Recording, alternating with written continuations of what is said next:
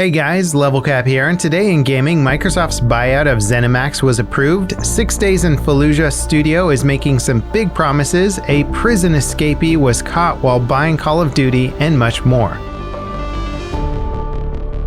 Microsoft's $7.5 billion acquisition of Zenimax has been approved in both the US and EU. The deal gives Microsoft control over some of the biggest franchises in gaming history like Doom, Wolfenstein, Fallout, and Elder Scrolls. The deal has been under investigation for several weeks and is easily one of the biggest buyouts in the industry's history.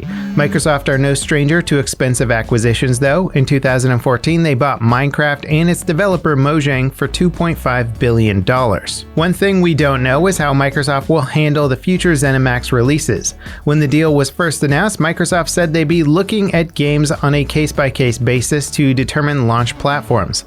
Every future Zenimax game will launch on Xbox, but PC, PlayStation, and Nintendo are in the air. At least when it comes to PC players, there's a good chance that any future Zenimax games will be available on PC thanks to the Xbox Play Anywhere program. But it could be a massive blow to other platforms if the next Skyrim game or Doom game is an Xbox/PC exclusive.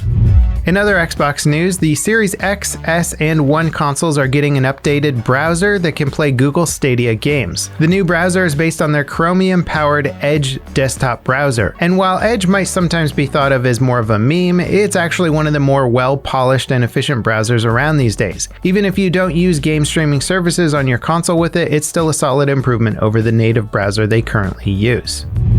According to a now deleted listing on the Microsoft Store, a Tomb Raider Trilogy collection is launching on March 18th. Tomb Raider Definitive Survivor Trilogy will include all 3 modern Tomb Raider games plus their DLC. The collection isn't a remaster of the games or anything like that, and frankly I don't see why it would need to be. The newer Tomb Raider games are extremely well polished and impressive looking.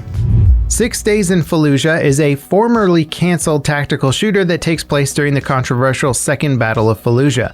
It was cancelled almost immediately after being announced in 2009 because many viewed the game as being insensitive, having poor timing, and also being a recruiting tool for the US military. It recently got a new reveal and a new studio handling production and reworked vision of the game. But the stigma of the original game combined with trying to tackle such a politically charged conflict has led to even more concern over the new iteration. In response, the studio CEO last month said that the game isn't trying to be a political commentary about whether or not war itself is a good or bad idea.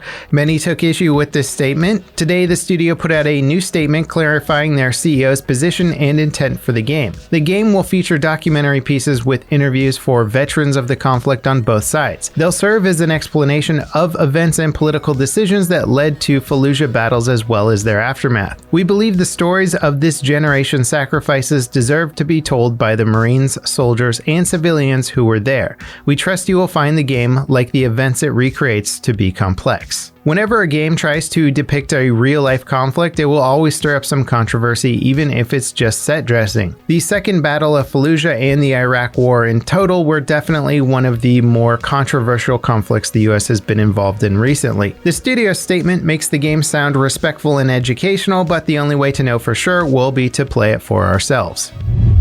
Tactical FPS Due Process just got an update with new maps and some nice gameplay fixes. Players in the ranked queue will now receive a rank penalty for leaving matches early. Emergency lights have been added above some doorways that go on where power is cut. Equipment has been optimized to cut down on hitching at the start of a round. The chat box has also been updated to be more intuitive.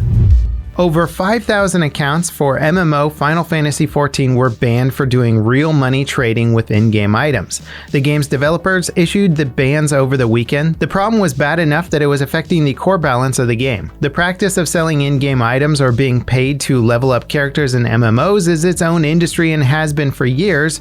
Most people caught doing this stuff get banned pretty quickly though. A prison escapee in a British town was recently captured because he went to buy Call of Duty from a local store. It sounds like boredom got the better of the man. He was on his way to the store when police stopped him after he tried to avoid approaching them twice. He gave them a fake name, then attacked one of the officers and fled. When asked why he was out in public, the escapee said he had gone out to get the new Call of Duty game because he was so bored during the ongoing pandemic lockdown. Before we get to our final story today, I just wanted to say thank you for tuning in. We average about 10,000 new viewers every day, so if you haven't subscribed yet, hit that sub button and turn on notifications. 10,000 of you could be missing out on tomorrow's video. Halo's co-creator Marcus Lito is closing his independent studio not even a year after releasing its first title. V1 Interactive announced the shutdown on Twitter today after being in operation for 5 years. Their debut title, Disintegration, was a hybrid of RTS and third-person shooter gameplay.